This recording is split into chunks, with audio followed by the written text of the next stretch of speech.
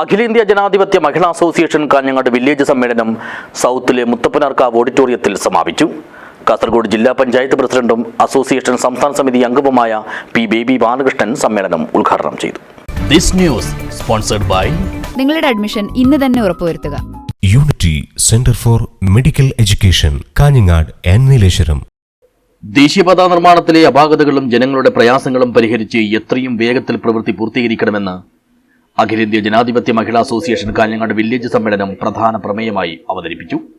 തൊഴിലുറപ്പ് തൊഴിൽ തകർക്കുന്ന നിലപാടുകളിൽ നിന്നും കേന്ദ്ര സർക്കാർ പിന്തിരിയണമെന്നും കാഞ്ഞങ്ങാട് സൗത്ത് മുതൽ പടന്നക്കാട് വരെയുള്ള സർവീസ് റോഡിന്റെ അപാകതകൾ പരിഹരിക്കണമെന്നും സൗത്തിന്റെ പടിഞ്ഞാറ് ഭാഗങ്ങളിൽ മഴക്കാലത്തുണ്ടാകുന്ന രൂക്ഷമായ വെള്ളക്കെട്ടിന് ശാശ്വത പരിഹാരം കാണണമെന്നുമുള്ള ആവശ്യങ്ങളും സമ്മേളനം മുന്നോട്ട് വെച്ചു.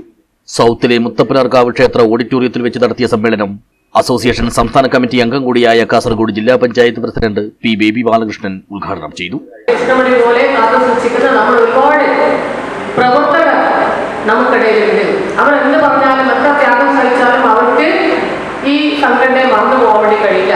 അങ്ങനെ ഒരു ത്യാഗ നിർഭരമായ പോരാട്ടം നടത്തിയത് കൊണ്ടാണ് ഒരുപാട് നമ്മുടെ കമ്മ്യൂണിസ്റ്റ് പ്രസ്ഥാനം ഇന്നും നമ്മുടെ നാട്ടിൽ നിലനിൽക്കുന്നത്. അല്ലെങ്കിൽ പണ്ടേ ഒരുപാട് ആനുകൂല്യങ്ങൾ മറ്റൊക്കെ തന്നെ പറഞ്ഞുകൊണ്ട് നമ്മളെ പ്രീതിപ്പെടുത്താനും അതേപോലെ നമ്മളെ സ്വാധീനിക്കാനും ഒരുപാട് സംഭവിക്കാറുണ്ടായിരുന്നു.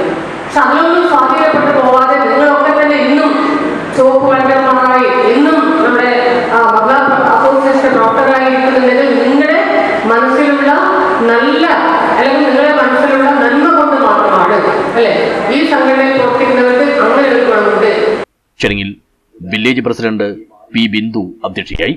Area president P A Shakuntala, ജില്ലാ കമ്മിറ്റി അംഗങ്ങളായ Fousiya Sherif, P Pavithri, M Janaki, C Balamani എന്നിവർ സംസാരിച്ചു.